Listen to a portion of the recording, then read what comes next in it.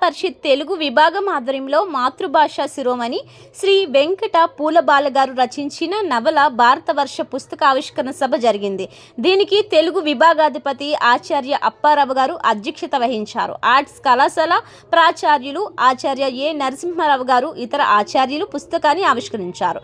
భారతవర్ష పుస్తకం యొక్క సమీక్ష డాక్టర్ డివి సూర్యారావు గారు నిర్వహించారు. ఈ పుస్తక ప్రత్యేకత ఏమిటంటే పూర్తి తెలుగులో ఒక్క ఇంగ్లీష్ మాట వాడకుండా 2,50,000 పదాలతో 1,265 పేజీలు అతి పెద్ద గ్రంథం భారతవర్షను అతి తక్కువ కాలం 8 నెలల్లో రచించి పూలబాల మొదటి ప్రపంచ రికార్డును సాధించారు.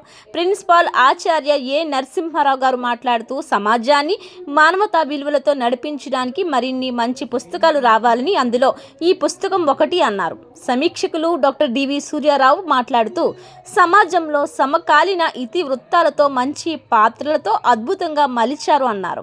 1000 పడగలు మాలపల్లి లాంటి పుస్తకాల కోవలోకి వస్తుందన్నారు. రచయిత పూలబాల గారు మాట్లాడుతూ పుస్తకాన్ని ఇక్కడ ఆవిష్కరించడం చాలా ఆనందంగా ఉందన్నారు. పూజ్య ఆచార్యవరేణ్యులు జర్రా అప్పారావు గారికి తెలుగు శాఖ అధిపతి అయినటువంటి ఆయన ఆశీస్సులతో ఇక్కడ ఈ గ్రంథం సమీక్ష అనేటువంటి జరుపుకుంటున్నది. అలాగే గ్రంథ సమీక్షకులు విశ్రాంత ఆచార్యులు సూర్యారావు గారికి నమస్కారాలు. అట్లాగే ఎంతో మంచి మనసుతో ఈ కార్యక్రమానికి ఇచ్చేసినటువంటి ఆర్ట్స్ కాలేజీ ప్రాచార్యులు నరసింహరావు గారికి కూడా నా ప్రణామాలు. అయితే ఈ భారతవర్ష అనేటువంటి ఈ గ్రంథంలో 2,50,000 పదాలు తెలుగు పదాలు, అచ్చ తెలుగు పదాలతో ఉన్నాయి అని నేను అనుకుని సంస్కృత పదాలు కూడా రాయటం జరిగింది.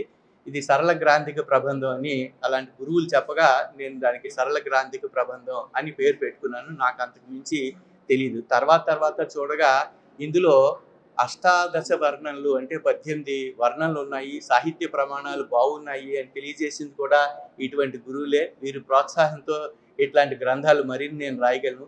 తెలుగు భాష మీద అభిమానంతో ఈ గ్రంథంలో రాసినటువంటి అనేక పద్యాలను ధారణ చేసి స్కూల్స్లోని ఇప్పుడు ఇంగ్లీష్ విపరీతంగా ప్రాచుర్యంలోకి వచ్చి రావటం వలన తప్పులేదు, కానీ తెలుగుని బాగా పక్కకు పడేస్తే నా మనసు ఎంతో బాధపడి నేను వెళ్ళి చెప్తున్నాను అనమాట. ఫారెన్ లాంగ్వేజ్ చెప్పుకుంటుంటాను నేను. French, German, Spanish, Italian, English, Japanese ఈ భాషల్లోని ఒక 60 గ్రంథాలు రాశాను. దీని మీద ప్రత్యేకమైన కార్యక్రమాలు కూడా వచ్చాయి.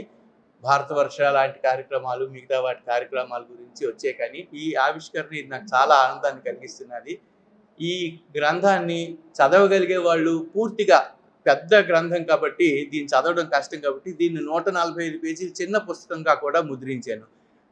దీనికి తోడుగా ఆ 145 పేజీలు కూడా అందరూ చదవాలని ఏమీ లేదు. మనకి ప్రామాణికమైనటువంటి సాహిత్యమో లేకపోతే ప్రాచీన సాహిత్యం రాసేటప్పుడు పదాలు కష్టంగా కూడా ఉండవచ్చు. దానికి మనం ఏమీ చేయలేము. కాబట్టి ఇందులో ఉండేటువంటి అనేక కీర్తనల్ని, పాటల్ని రసరమ్యంగా ఒక సాంస్కృతిక కార్యక్రమంగా 1 గంటలో ప్రదర్శించడానికి కావాల్సినటువంటి ఒక టీంని కూడా సమకూర్చుకుని ఎక్కడైనా అవకాశం ఉన్నప్పుడు తెలుగు భాష గొప్పతనం గురించి తేనెలు కురిపించేలా ఈ భాషను మాట్లాడవచ్చని నిరూపిస్తూ ఈ మనం ఇంటిలో కూడా నేను మాట్లాడుకునే భాష చాలాసార్లు నా ఆహ్లాదం కోసం నేను నా భార్యతో కూడా ఈ గ్రాంధిక భాషను మాట్లాడుకుంటూ చాలా ఆనందం పొందుతాము.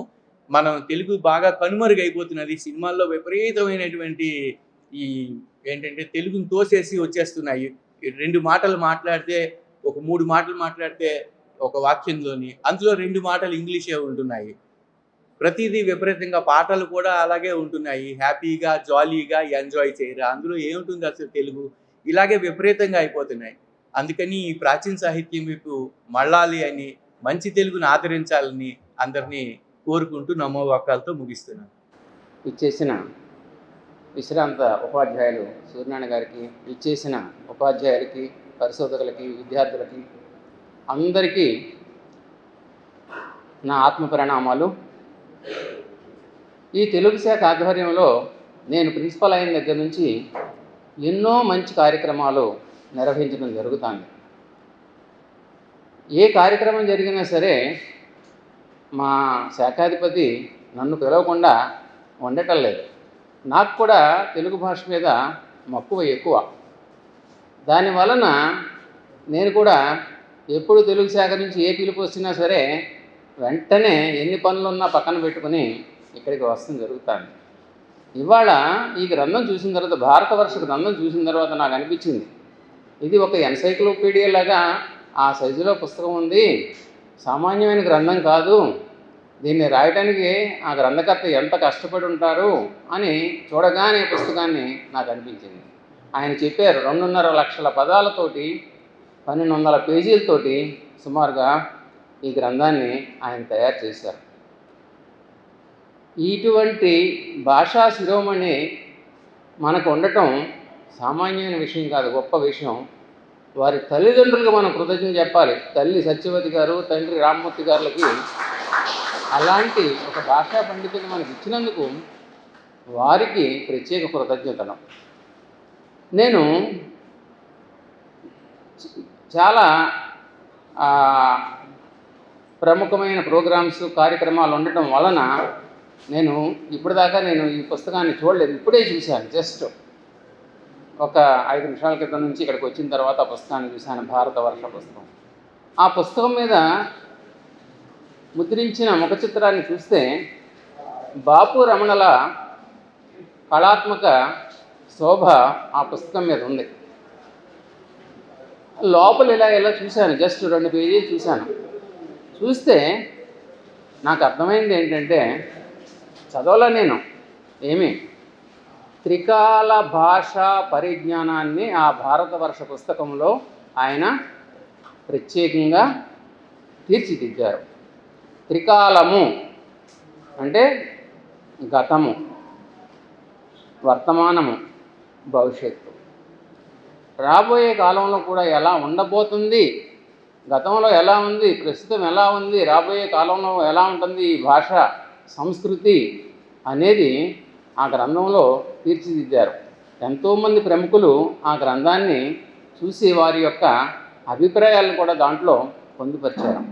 చాలా ఆ గ్రంథాన్ని ఆ అభిప్రాయాలు చూసిన తర్వాత నాకు అనిపించింది, ఇది మామూలు గ్రంథం కాదు, పరిశోధకులకి కానీ విద్యార్థులకు కానీ అమూల్యమైన గ్రంథం. నేను చిన్నప్పుడు మా తెలుగు మేస్టారు, జనరల్గా తెలుగు మేస్టర్లు అందరూ కూడా బ్రాహ్మిన్స్ ఉండేవారు. ఆ తెలుగు మేస్టర్ అంటే అందరికీ కొంచెం తక్కువ చూపు ఉండేది. కానీ నేను ఎప్పుడు మా పంతులు గారిని గౌరవంగానే చూసేవాడిని. బహుశా అలాంటి దీనివలన వాళ్ళు ఇచ్చిన ఆశీర్వాదాల వలన అయి ఉంటుంది ఈరోజు కూడా తెలుగు మాట్లాడటానికి నాకు చాలా సరదాగా, చాలా సంతోషంగా ఉంటుంది. ముఖ్యంగా